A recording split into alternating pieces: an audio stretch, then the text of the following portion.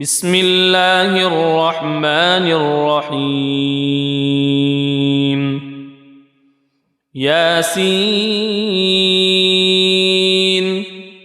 والقرآن الحكيم إنك لمن المرسلين على صراط مستقيم تنزيل العزيز الرحيم لتنذر قوما ما أنذر آباؤهم فهم غافلون لقد حق القول على أكثرهم فهم لا يؤمنون إنا جعلنا في أعناقهم أغلالا فهي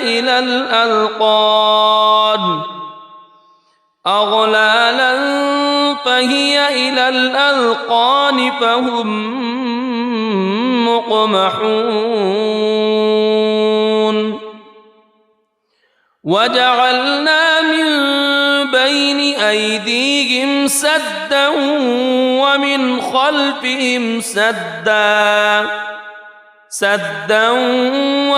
خلفهم سدا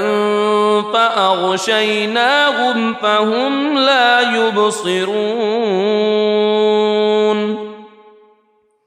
وسواء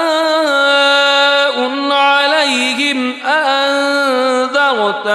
أم لم تنذرهم لا يؤمنون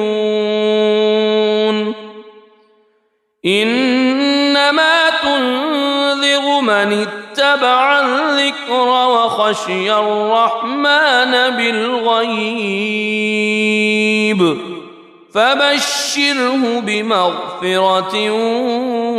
وأجر كريم إنا نحن نحيي الموتى ونكتب ما قدموا وآثارهم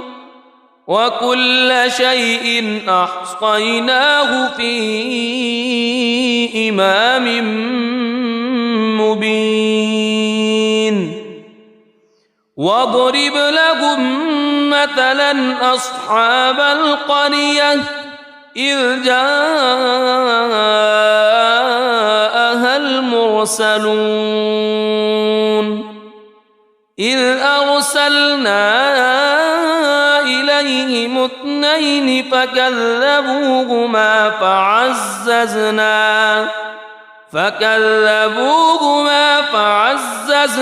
بثالث فقالوا إنا إليكم مرسلون قالوا ما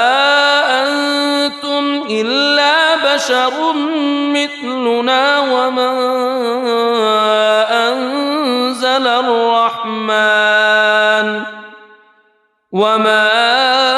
أنزل الرحمن من شيء إن أنتم إلا تكذبون قالوا ربنا يعلم إنا إليكم لمرسلون وما علينا إلا البلاغ المبين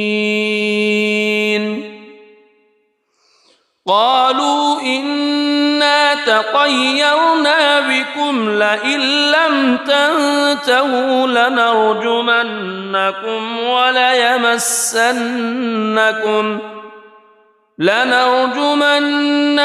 وليمسنكم منا عذاب أليم قالوا طائركم معكم أئن ذكرتم بل أنتم قوم مسرفون وجاء من أقصى المدينة رجل يسعى قال يا قوم اتبعوا المرسلين اتبعوا من لا يسألكم أجرا وهم مهتدون وما لي لا أعبد الذي فطرني وإليه ترجعون أأتخذ من دونه آلهة إن يردني الرحمن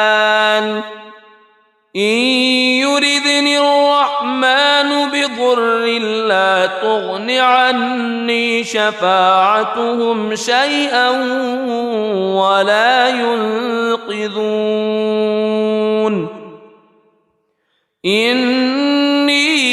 إذا لفي ضلال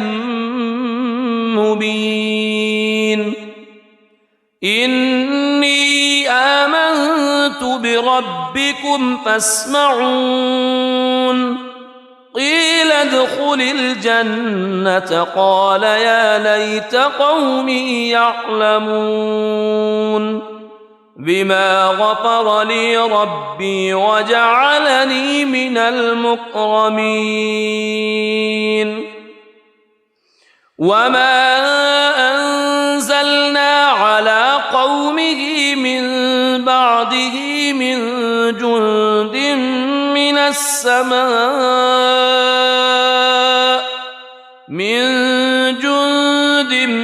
من السماء وما كنا منزلين إن كانت إلا صيحة واحدة فإذا هم خامدون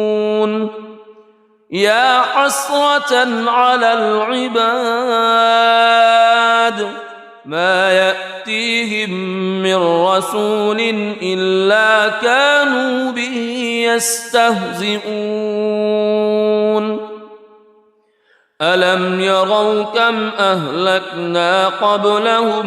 من القرون أنهم إليهم لا يرجعون وإن كل لما جميع لدينا محضرون وآية لهم الأرض الميتة أحييناها وأخرجنا منها حبا فمنه يأكلون وجعلنا فيها جنات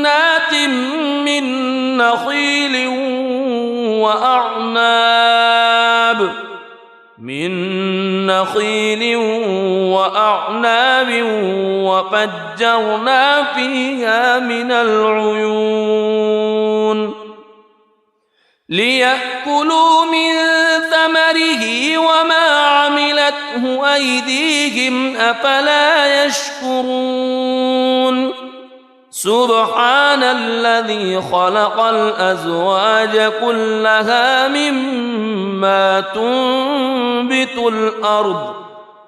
مما تنبت الأرض ومن أنفسهم ومما لا يعلمون وآية لهم الليل نسلخ منه النهار فإذا هم مظلمون والشمس تجري لمستقر لها ذلك تقدير العزيز العليم والقمر قدرناه منازل حتى عاد كالعرجون القديم لا الشمس ينبغي لها أن تدرك القمر ولا الليل سابق النهار وكل في فلك يسبحون وآية لهم أنا حملنا ذريتهم في الفلك المشحون وخلقنا لهم من مثله ما يركبون وإن نشأ نغرقهم فلا صريخ لهم ولا هم ينقذون إلا رحمة منا ومتاعا إلى حين وإذا قيل لهم اتقوا ما بين أيديكم وما خلفكم لعلكم ترحمون وما تأتيهم من آية من آيات ربهم إلا كانوا عنها معرضين وإذا قيل لهم أنفقوا مما رزقكم الله قال الذين كفروا للذين آمنوا أنطعم من لو يشاء الله أطعمه إن أنتم إلا في ضلال مبين ويقولون متى هذا الوعد إن كنتم صادقين ما ينظرون إلا صيحة واحدة تأخذهم وهم يخصمون فلا يستطيعون توصية ولا إلى أهلهم يرجعون ونفخ في الصور فإذا هم من الأجداث إلى ربهم ينسلون قالوا يا ويلنا من بعثنا من مرقدنا هذا ما وعد الرحمن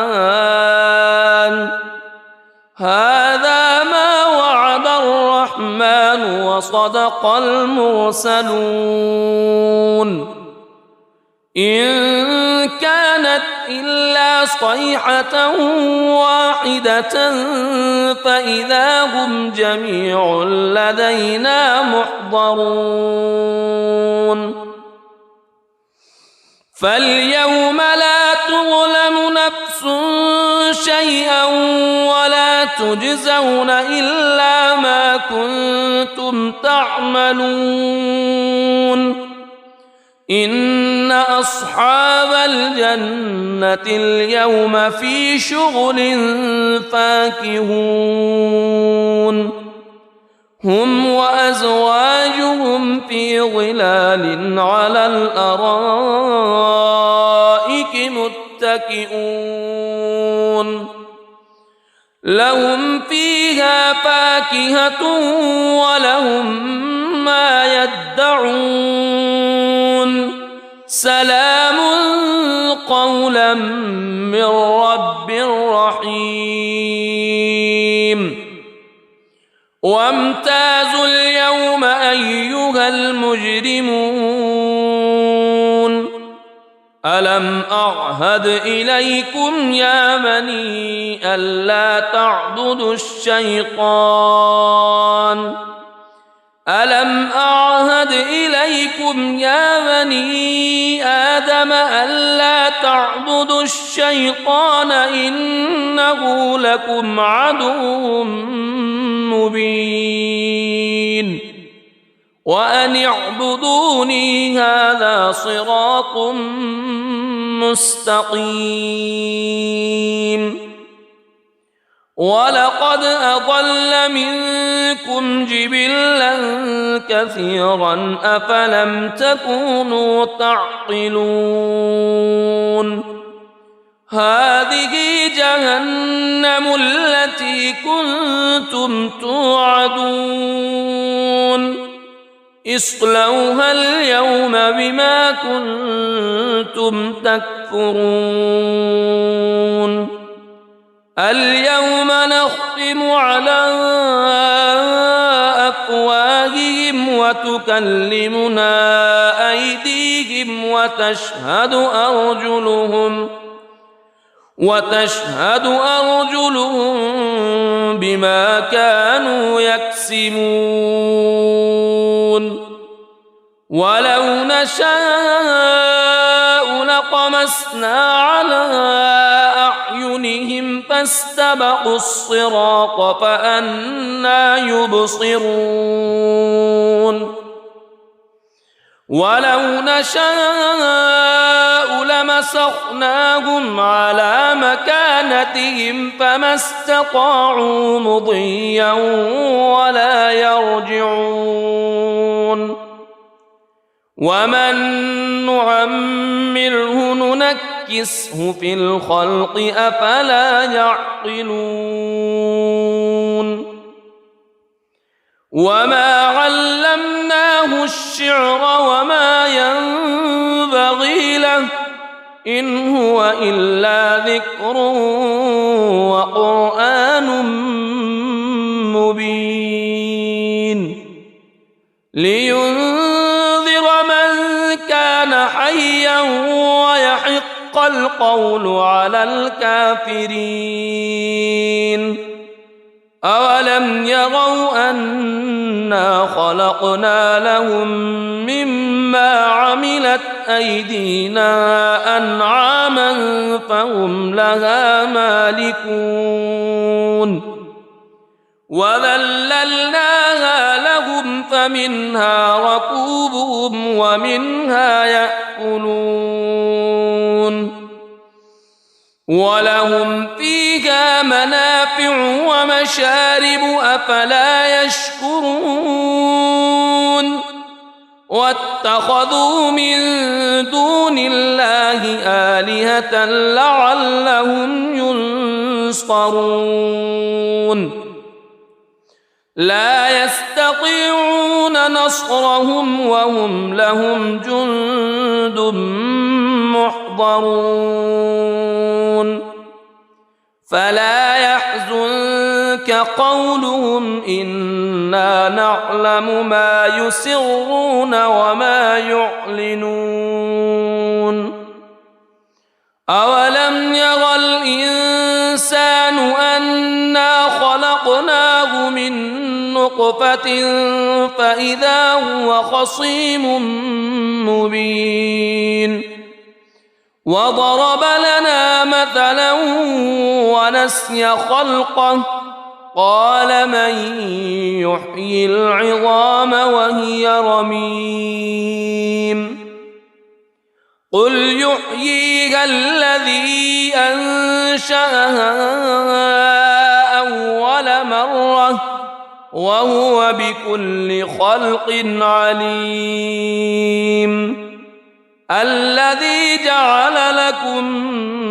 من الشجر الأخضر نارا فإذا أنتم منه توقدون أوليس الذي خلق السماوات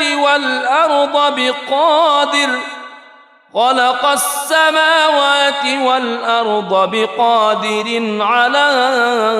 أن يخلق مثلهم بلى وهو الخلاق العليم إنما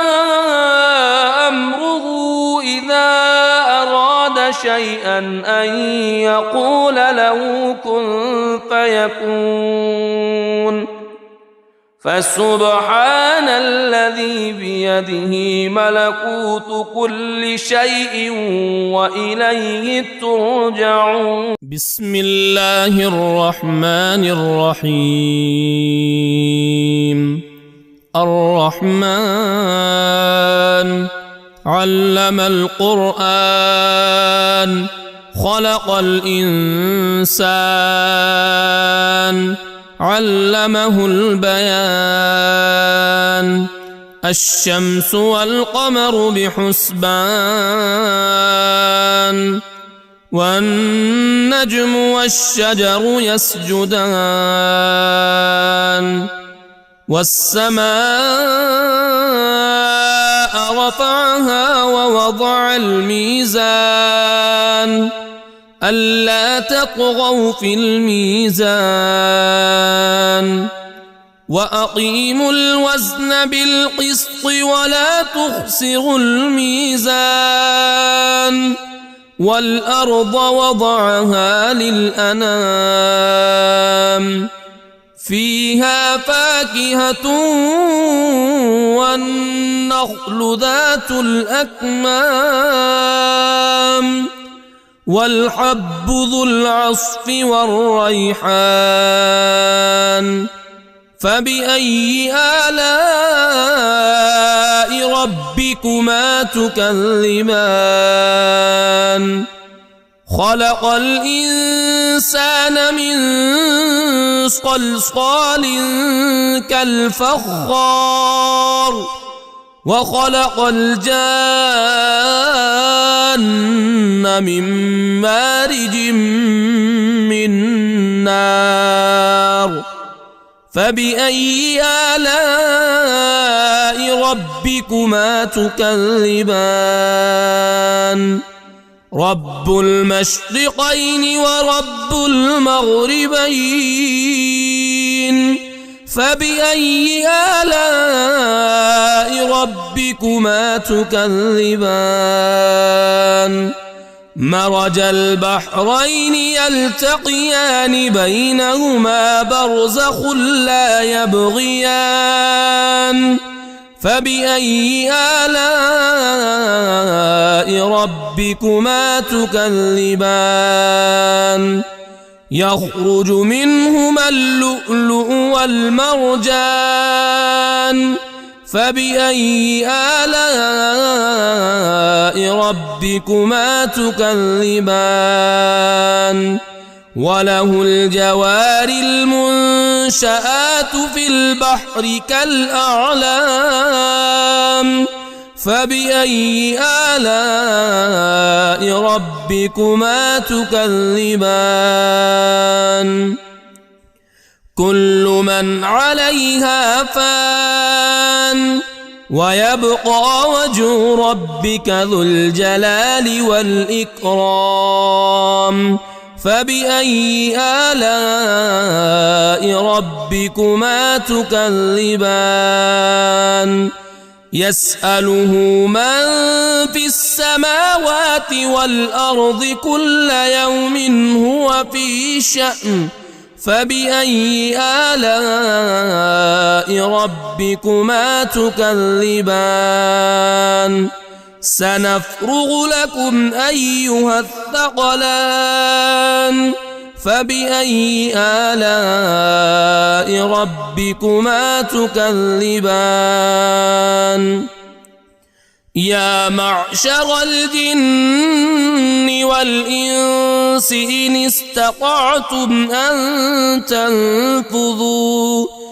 إن استطعتم أن تنفذوا من أقطار السماوات والأرض فانفذوا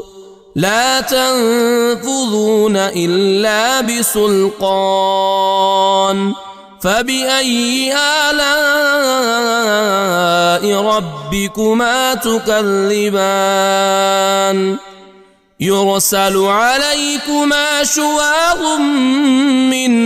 نار ونحاس فلا تنتصران فبأي آلاء ربكما تكذبان فإذا انشقت السماء فكانت وردة كالدهان فبأي آلاء ربكما تكذبان فيومئذ لا يسأل عن ذنبه إنس ولا جان فبأي آلاء ربكما تكذبان يعرف المجرمون بسيماهم فيؤخذ بالنواصي والأقدام فبأي آلاء ربكما تكذبان هذه جهنم التي يكذب بها المجرمون يطوفون بينها وبين حميم آن فبأي آلاء ربكما تكذبان ولمن خاف مقام ربه جنتان فبأي آلاء ربكما تكذبان ذواتا أفنان فبأي آلاء ربكما تكذبان فيهما عينان تجريان فبأي آلاء ربكما تكذبان فيهما من كل فاكهة زوجان فبأي آلاء ربكما تكذبان متكئين على فرش بطائنها من استبرق وجنى الجنتين دان فبأي آلاء ربكما تكذبان فيهن قاصرات الطرف لم يطمثهن إنس قبلهم ولا جان فبأي آلاء ربكما تكذبان كأنهن الياقوت والمرجان فبأي آلاء ربكما تكذبان هل جزاء الإحسان إلا الإحسان فبأي آلاء ربكما تكذبان ومن دونهما جنتان فبأي آلاء ربكما تكذبان مدهامتان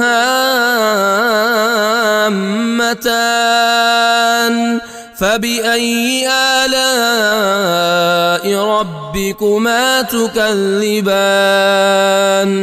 فيهما عينان نضاختان فبأي آلاء ربكما تكذبان فيهما فاكهة ونخل ورمان فبأي آلاء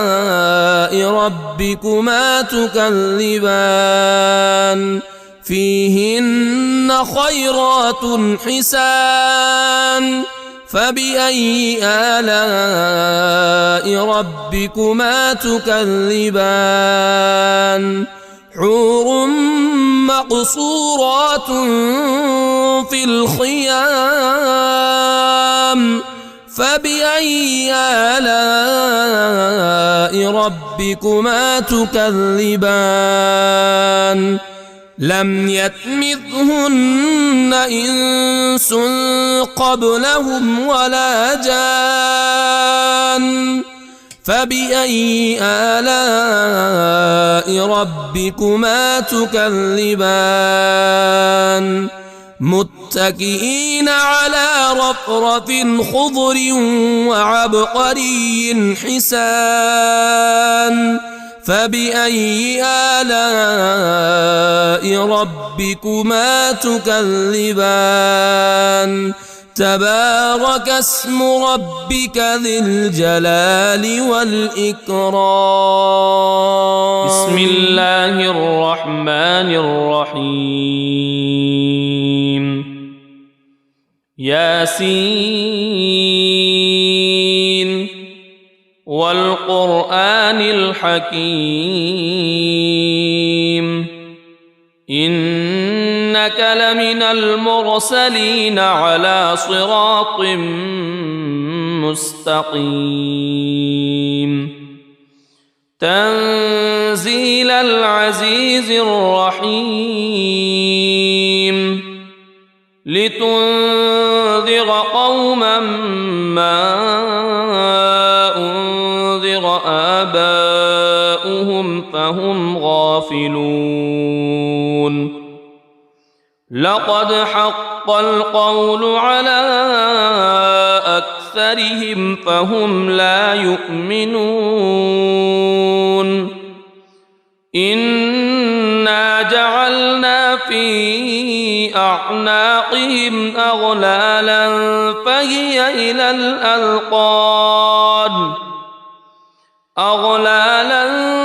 فهي إلى الأذقان فهم مقمحون وجعلنا من بين أيديهم سدا ومن خلفهم سدا فأغشيناهم فهم لا يبصرون وسواء عليهم أأنذرتهم أم لم تنذرهم لا يؤمنون إنما تنذر من اتبع الذكر وخشي الرحمن بالغيب فبشره بمغفرة وأجر كريم إنا نحن نحيي الموتى ونكتب ما قدموا وآثارهم وكل شيء أحصيناه في إمام مبين واضرب لهم مثلا أصحاب القرية إذ جاءها المرسلون إذ أرسلنا إليهم اثنين فكذبوهما فعززنا بثالث فقالوا إنا إليكم مرسلون قالوا ما أنتم إلا بشر مثلنا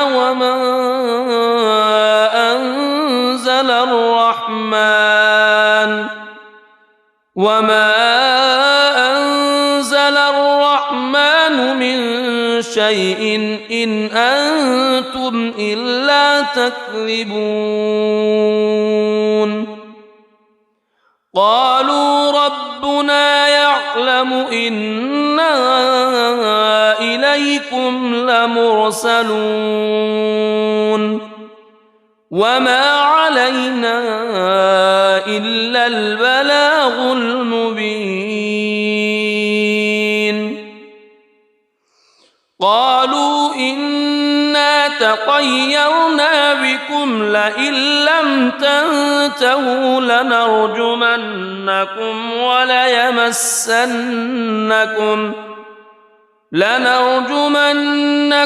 وليمسنكم منا عذاب أليم قالوا طائركم معكم أئن ذكرتم بل أنتم قوم مسرفون وجاء من أقصى المدينة رجل يسعى قال يا قوم اتبعوا المرسلين اتبعوا من لا يسألكم أجرا وهم مهتدون وما لي لا أعبد الذي فطرني وإليه ترجعون أأتخذ من دونه آلهة إن يردني الرحمن بضر لا تغن عني شفاعتهم شيئا ولا ينقذون إني إذا لفي ضلال مبين إني آمنت بربكم فاسمعون قيل ادخل الجنة قال يا ليت قومي يعلمون بما غفر لي ربي وجعلني من المكرمين وما أنزلنا على قومه من بعده من جند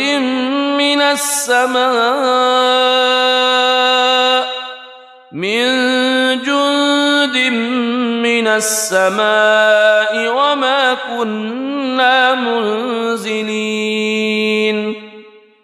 إن كانت إلا صيحة واحدة فإذا هم خامدون يا حسرة على العباد ما يأتيهم من رسول إلا كانوا به يستهزئون ألم يروا كم أهلكنا قبلهم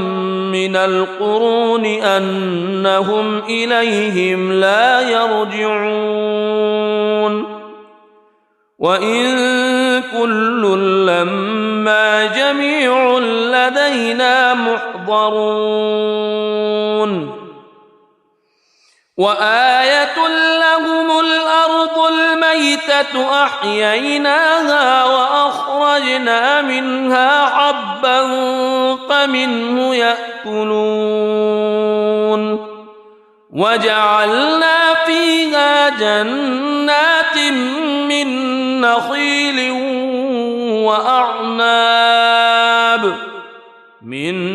نخيل وأعناب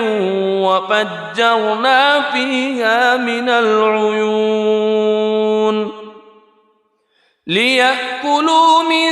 ثمره وما عملته أيديهم أفلا يشكرون سبحان الذي خلق الأزواج كلها مما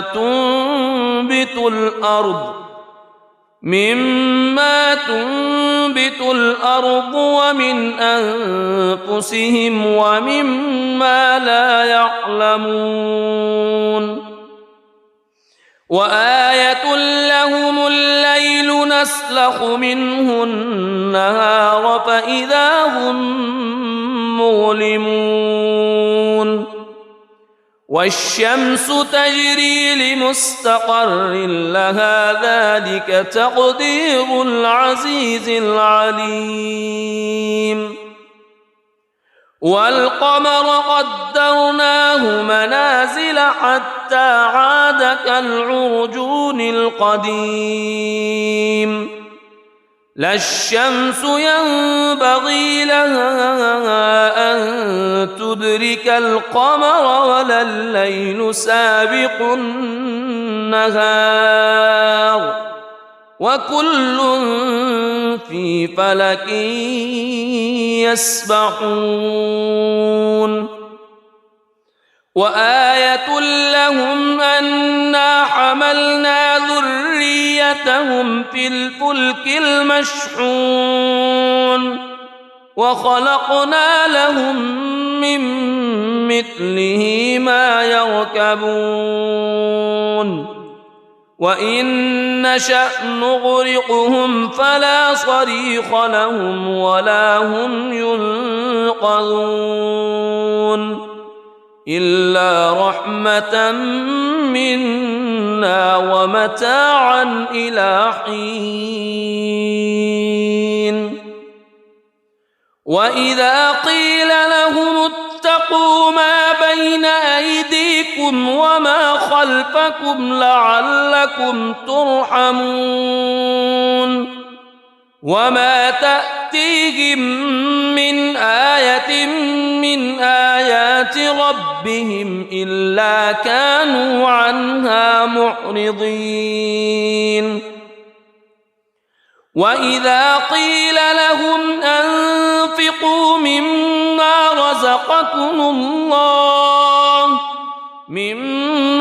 رزقكم الله قال الذين كفروا للذين آمنوا أنطعم من لو يشاء الله أطعمه إن أنتم إلا في ضلال مبين ويقولون متى هذا الوعد إن كنتم صادقين ما ينظرون إلا صيحة واحدة تأخذهم وهم يخصمون فلا يستطيعون توصية ولا إلى أهلهم يرجعون ونفخ في الصور فإذا هم من الأجداث إلى ربهم ينسلون قالوا يا ويلنا من بعثنا من مرقدنا هذا ما وعد الرحمن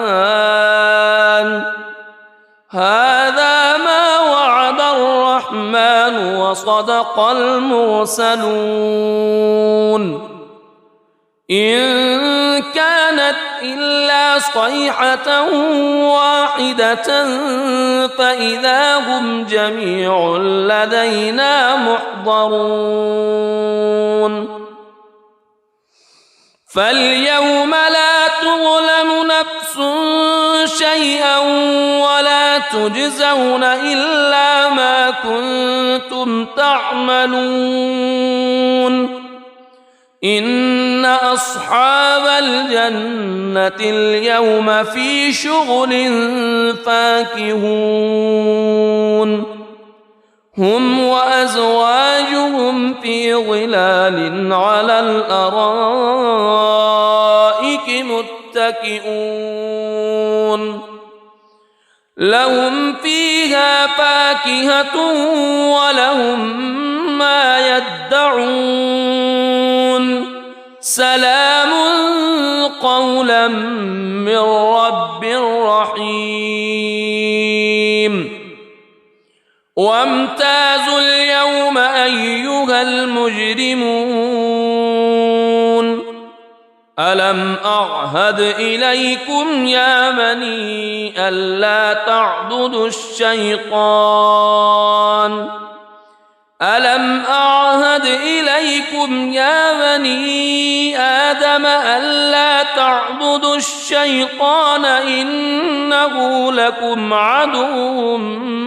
مبين وأن اعبدوني هذا صراط مستقيم ولقد أضل منكم جبلا كثيرا أفلم تكونوا تعقلون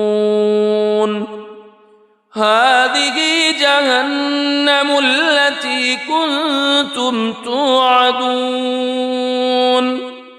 اصلوها اليوم بما كنتم تكفرون اليوم نختم على أفواههم وتكلمنا أيديهم وتشهد أرجلهم بما كانوا يكسبون ولو نشاء لطمسنا على أعينهم فاستبقوا الصراط فأنى يبصرون ولو نشاء لمسخناهم على مكانتهم فما استطاعوا مضيا ولا يرجعون ومن نعمره ننكسه في الخلق أفلا يعقلون وما علمناه الشعر وما ينبغي له إن هو إلا ذكر وقرآن مبين لينذر من كان حيا ويحق القول على الكافرين أولم يروا أنا خلقنا لهم مما عملت أيدينا أنعاما فهم لها مالكون وذللناها لهم فمنها ركوبهم ومنها يأكلون ولهم فيها منافع ومشارب أفلا يشكرون واتخذوا من دون الله آلهة لعلهم ينصرون لا يستطيعون نصرهم وهم لهم جند محضرون فلا يحزنك قولهم إنا نعلم ما يسرون وما يعلنون أولم ير الإنسان أنا خلقناه من نطفة فإذا هو خصيم مبين وضرب لنا مثلا ونسي خلقه قال من يحيي العظام وهي رميم قل يحييها الذي أنشأها أول مرة وهو بكل خلق عليم الذي جعل لكم من الشجر الأخضر نارا فإذا أنتم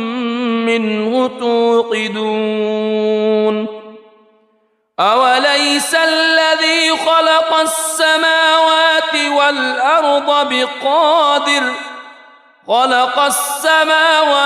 والأرض بقادر على أن يخلق مثلهم بلى وهو الخلاق العليم إنما أمره إذا أراد شيئا أن يقول له كن فيكون فسبحان الذي بيده ملكوت كل شيء وإليه ترجعون. بسم الله الرحمن الرحيم.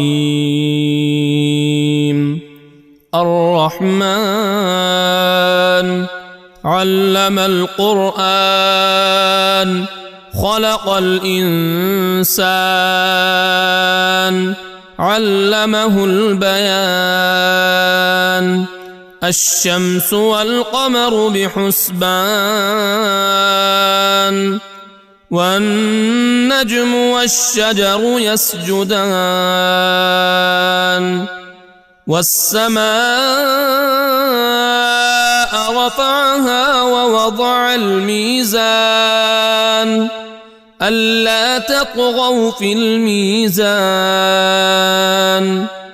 وأقيموا الوزن بالقسط ولا تخسروا الميزان.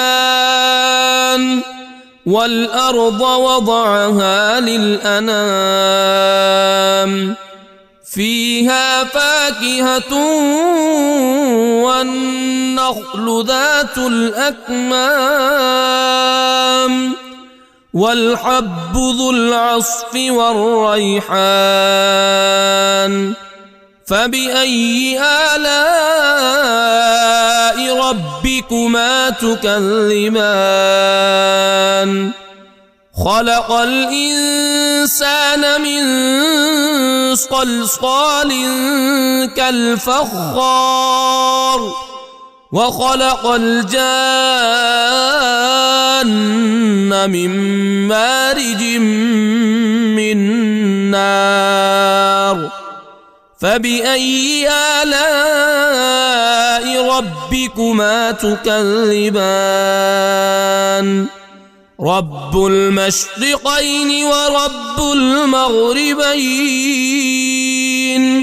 فبأي آلاء ربكما تكذبان؟ مرج البحرين يلتقيان بينهما برزخ لا يبغيان. فبأي آلاء ربكما تكذبان؟ يخرج منهما اللؤلؤ والمرجان. فبأي آلاء ربكما تكذبان؟ وله الجوار المنشآت في البحر كالأعلام. فبأي آلاء ربكما تكذبان؟ كل من عليها فان ويبقى وجه ربك ذو الجلال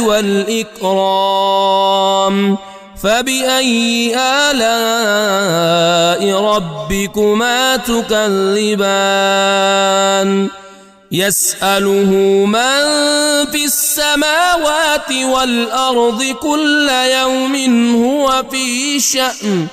فبأي آلاء ربكما تكذبان؟ سنفرغ لكم أيها الثقلان. فبأي آلاء ربكما تكذبان؟ يا معشر الجن والإنس إن استطعتم أن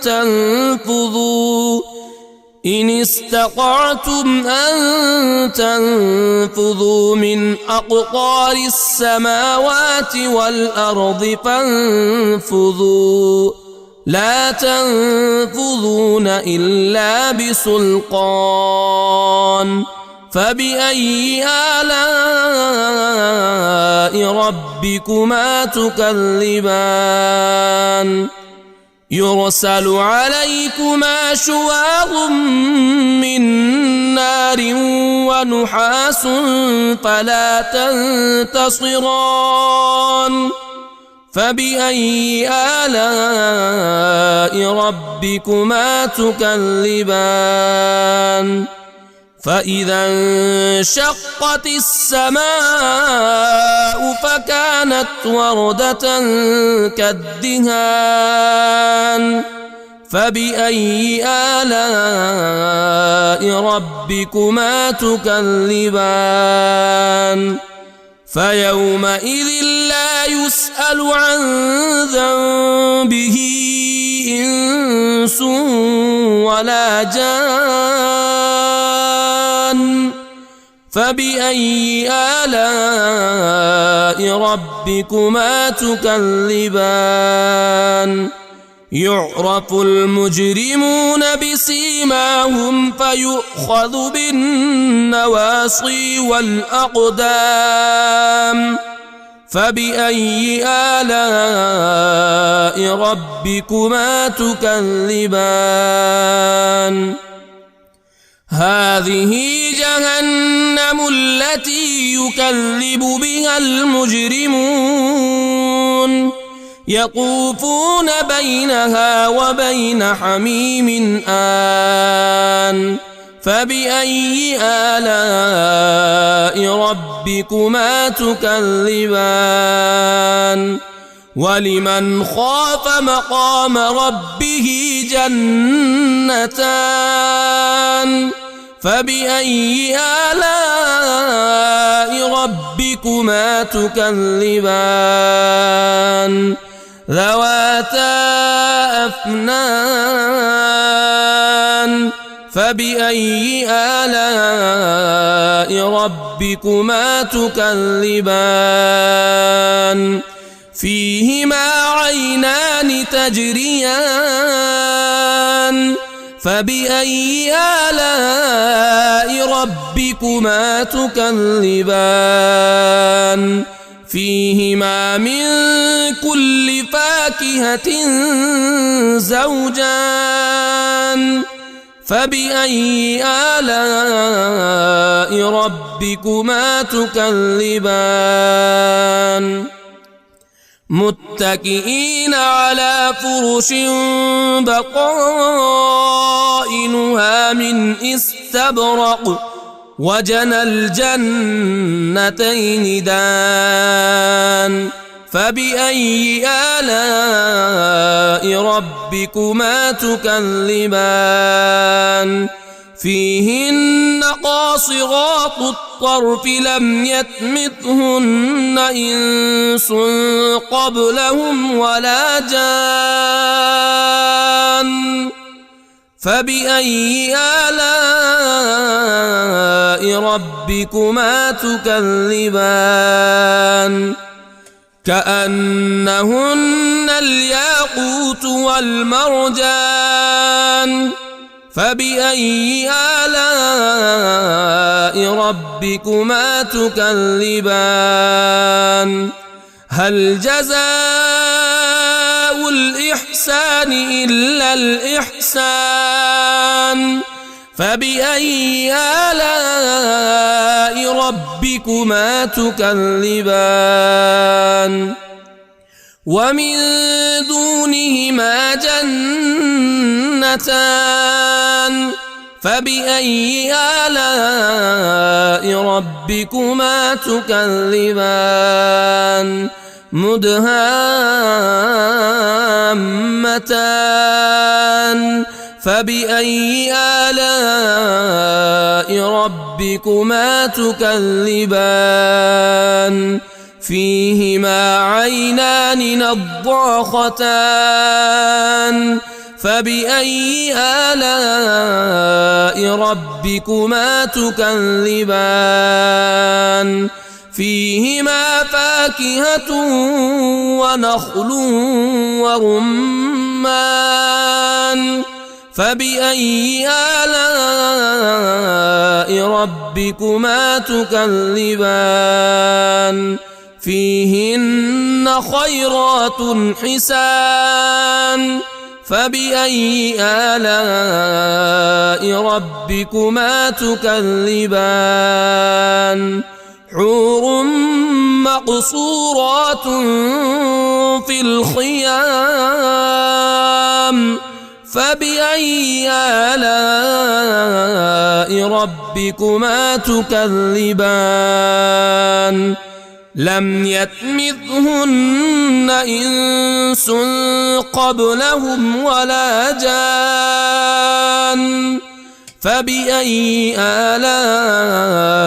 ربكما تكذبان متكئين على رفرف خضر وعبقري حسان فبأي آلاء ربكما تكذبان تبارك اسم ربك ذي الجلال والإكرام بسم الله الرحمن الرحيم ياسين والقرآن الحكيم إنك لمن المرسلين على صراط مستقيم تنزيل العزيز الرحيم لتنذر قوما ما أنذر آباؤهم فهم غافلون لقد حق القول على أكثرهم فهم لا يؤمنون إنا جعلنا في أعناقهم أغلالا فهي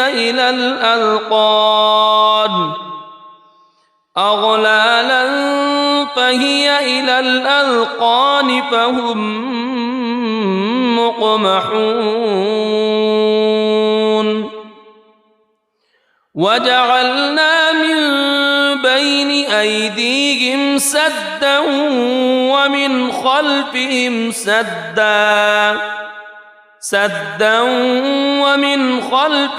سدا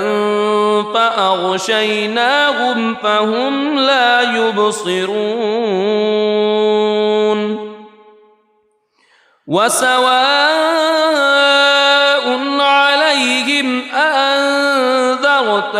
أم لم تنذرهم لا يؤمنون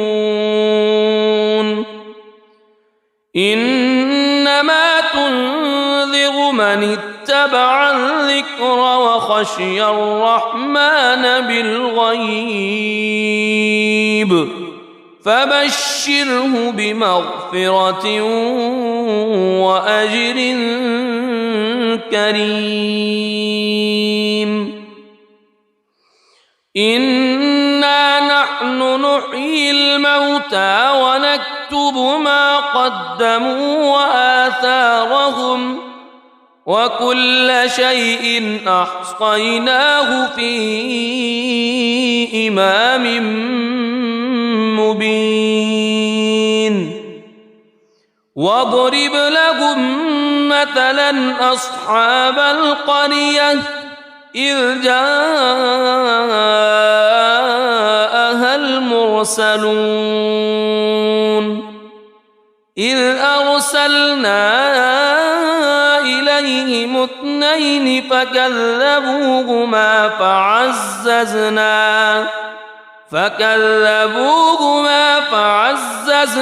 بثالث فقالوا إنا إليكم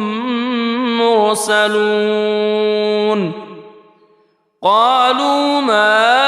أنتم إلا بشر مثلنا وما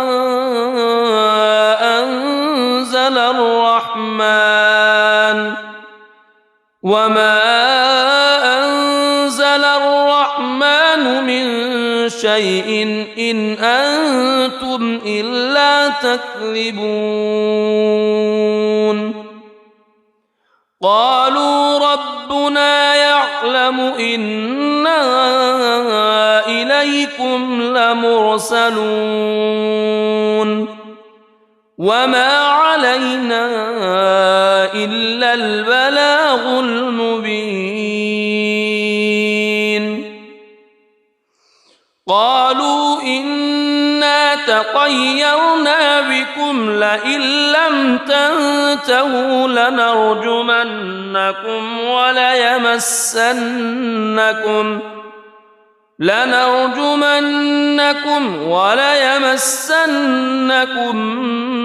منا عذاب أليم قالوا طائركم معكم أئن ذكرتم بل أنتم قوم مسرفون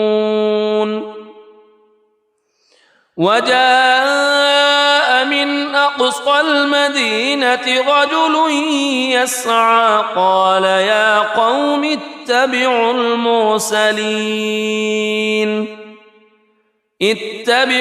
من لا يسألكم أجرا وهم مهتدون وما لي لا أعبد الذي فطرني وإليه ترجعون أأتخذ من دونه آلهة إن يردني الرحمن بضر لا تغن عني شفاعتهم شيئا ولا ينقذون إني إذا لفي ضلال مبين إني آمنت بربكم فاسمعون قيل ادخل الجنة قال يا ليت قومي يعلمون بما غفر لي ربي وجعلني من المكرمين وما أنزلنا على قومه من بعده من جند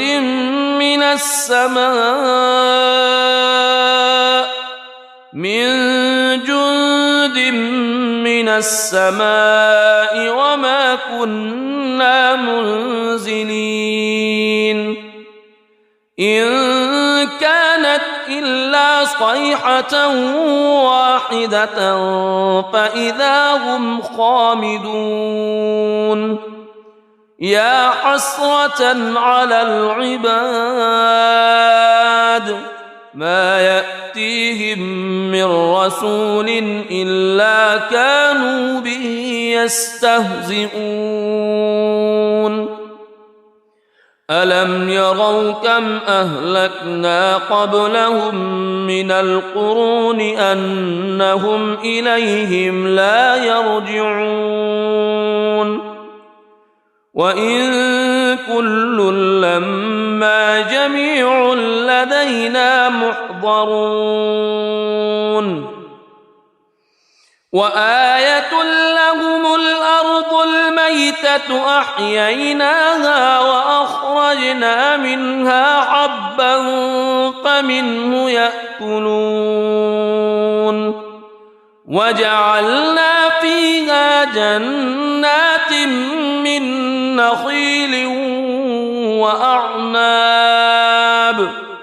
من نخيل وأعناب وفجرنا فيها من العيون ليأكلوا من ثمره وما عملته أيديهم أفلا يشكرون سبحان الذي خلق الأزواج كلها مما تنبت الأرض مما تنبت الأرض ومن أنفسهم ومما لا يعلمون وآية لهم الليل نسلخ منه النهار فإذا هم مظلمون والشمس تجري لمستقر لها ذلك تقدير العزيز العليم والقمر قدرناه منازل حتى عاد كالعرجون القديم لا الشمس ينبغي لها أن تدرك القمر ولا الليل سابق النهار وكل في فلك يسبحون وآية لهم أنا حملنا ذريتهم في الفلك المشحون وخلقنا لهم من مثله ما يركبون وإن نشأ نغرقهم فلا صريخ لهم ولا هم ينقذون إلا رحمة منا ومتاعا إلى حين وإذا قيل لهم اتقوا ما بين أيديكم وما خلفكم لعلكم ترحمون وما تأتيهم من آية من آيات ربهم إلا كانوا عنها معرضين وإذا قيل لهم أنفقوا مما رزقكم الله قال الذين كفروا للذين آمنوا أنطعم من لو يشاء الله أطعمه إن أنتم إلا في ضلال مبين ويقولون متى هذا الوعد إن كنتم صادقين ما ينظرون إلا صيحة واحدة تأخذهم وهم يخصمون فلا يستطيعون توصية ولا إلى أهلهم يرجعون ونفخ في الصور فإذا هم من الأجداث إلى ربهم ينسلون قالوا يا ويلنا من بعثنا من مرقدنا هذا ما وعد الرحمن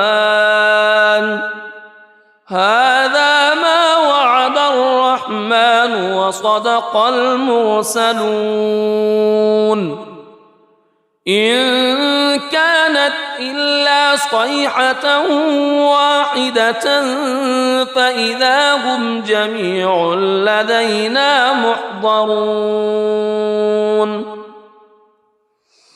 فاليوم لا تظلم نفس شيئا ولا تجزون إلا ما كنتم تعملون إن أصحاب الجنة اليوم في شغل فاكهون هم وأزواجهم في ظلال على الأرائك متكئون لهم فيها فاكهة ولهم ما يدعون سلام قولا من رب رحيم وامتازوا اليوم أيها المجرمون ألم أعهد إليكم يا بني ألا تعبدوا الشيطان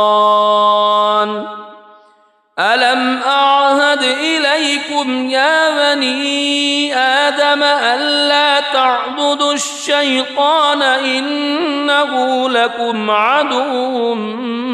مبين وأن اعبدوني هذا صراط مستقيم ولقد أضل منكم جبلا كثيرا أفلم تكونوا تعقلون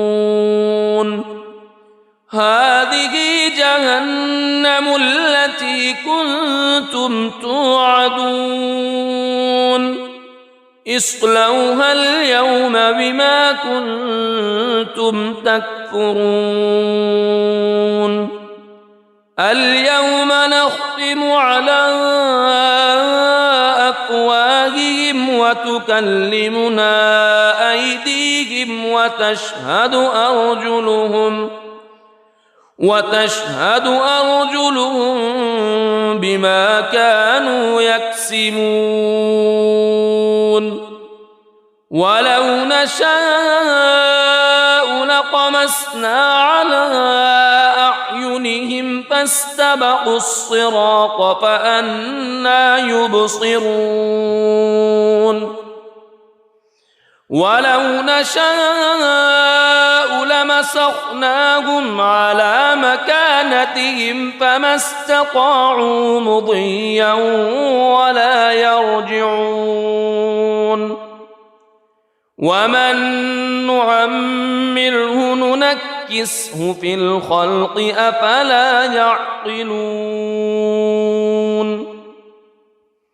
وما علمناه الشعر وما ينبغي له إن هو إلا ذكر وقرآن مبين لينذر من كان حيا ويحق القول على الكافرين أولم يروا أنا خلقنا لهم مما عملت أيدينا أنعاما فهم لها مالكون وذللناها لهم فمنها ركوبهم ومنها يأكلون ولهم فيها منافع ومشارب أفلا يشكرون واتخذوا من دون الله آلهة لعلهم ينصرون لا يستطيعون نصرهم وهم لهم جند محضرون فلا يحزنك قولهم إنا نعلم ما يسرون وما يعلنون أولم ير الإنسان أنا خلقناه من نطفة فإذا هو خصيم مبين وضرب لنا مثلا ونسي خلقه قال من يحيي العظام وهي رميم قل يحييها الذي أنشأها أول مرة وهو بكل خلق عليم الذي جعل لكم من الشجر الأخضر نارا فإذا أنتم منه توقدون أوليس الذي خلق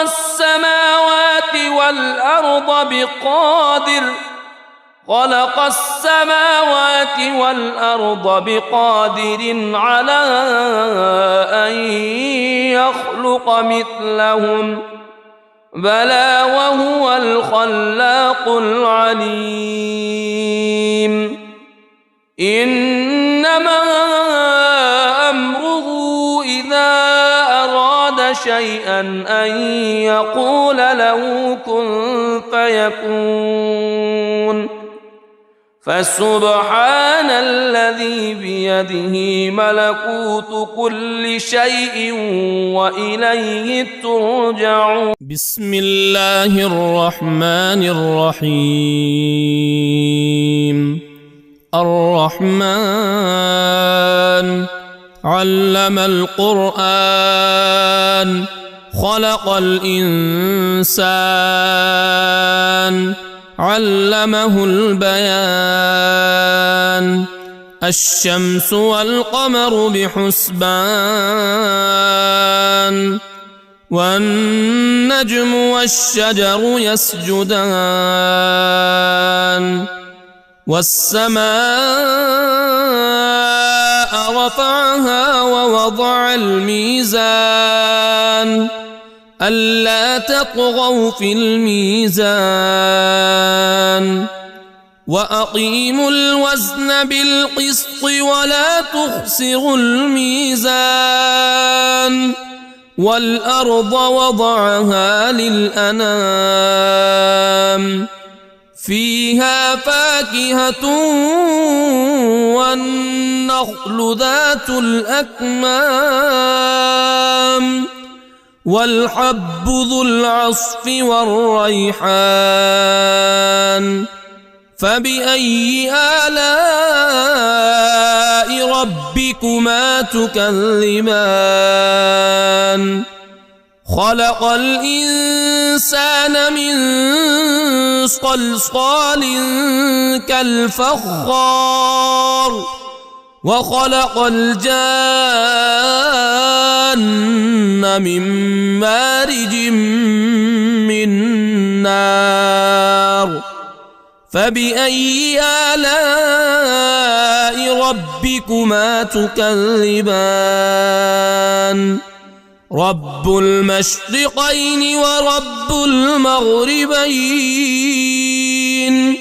فبأي آلاء ربكما تكذبان مرج البحرين يلتقيان بينهما برزخ لا يبغيان فبأي آلاء ربكما تكذبان يخرج منهما اللؤلؤ والمرجان فبأي آلاء ربكما تكذبان وله الجوار المنشآت في البحر كالأعلام فبأي آلاء ربكما تكذبان كل من عليها فان ويبقى وجه ربك ذو الجلال والإكرام فبأي آلاء ربكما تكذبان يسأله من في السماوات والأرض كل يوم هو في شأن فبأي آلاء ربكما تكذبان سنفرغ لكم أيها الثقلان فبأي آلاء ربكما تكذبان يا معشر الجن والإنس إن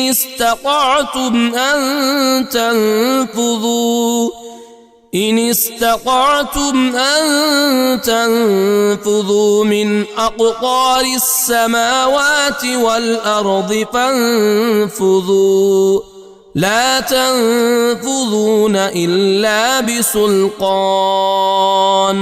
فبأي آلاء ربكما تكذبان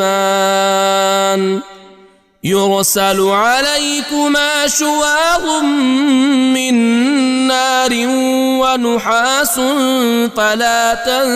تنتصران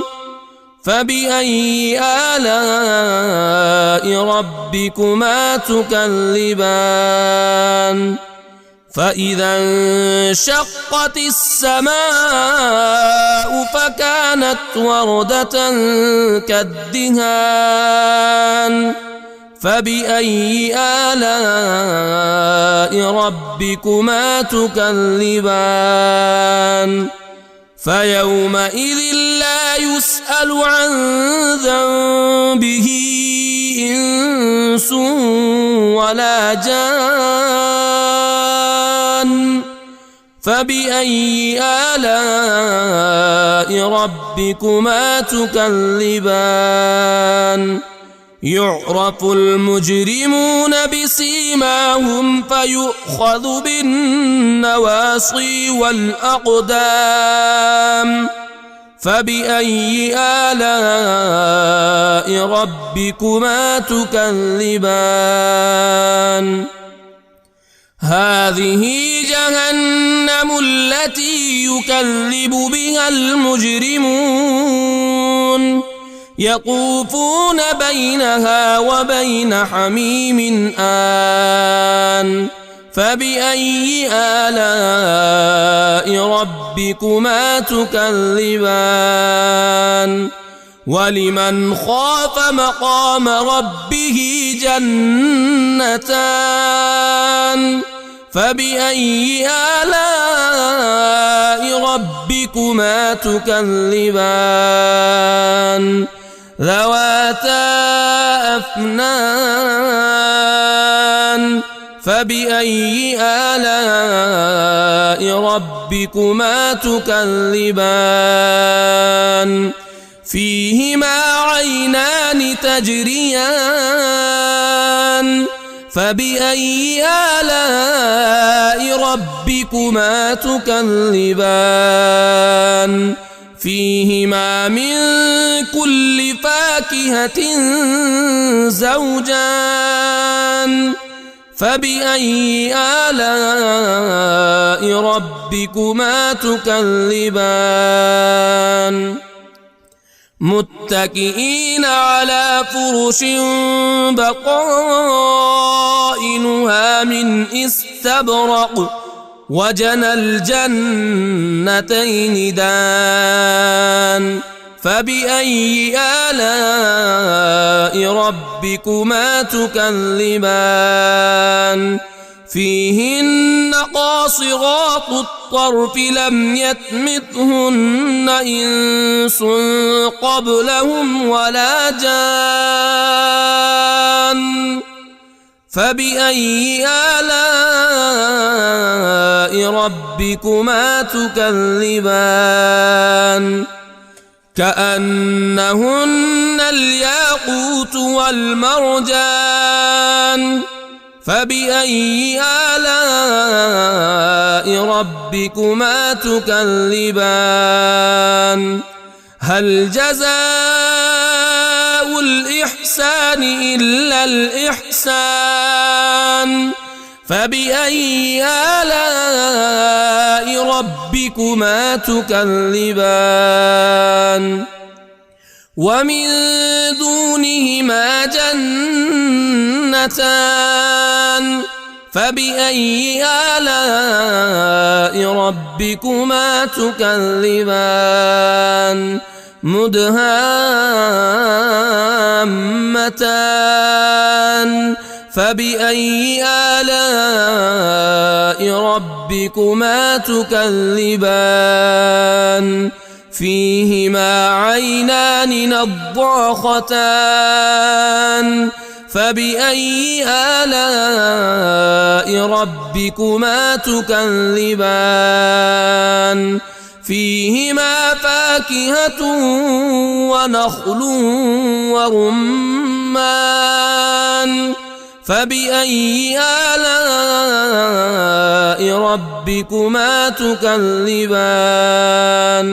فيهن خيرات حسان فبأي آلاء ربكما تكذبان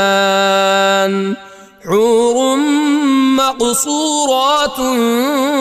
في الخيام فبأي آلاء ربكما تكذبان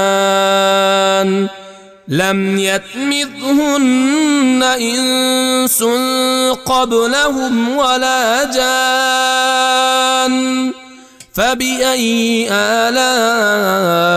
ربكما تكذبان متكئين على رفرف خضر وعبقري حسان فبأي آلاء ربكما تكذبان تبارك اسم ربك ذي الجلال والإكرام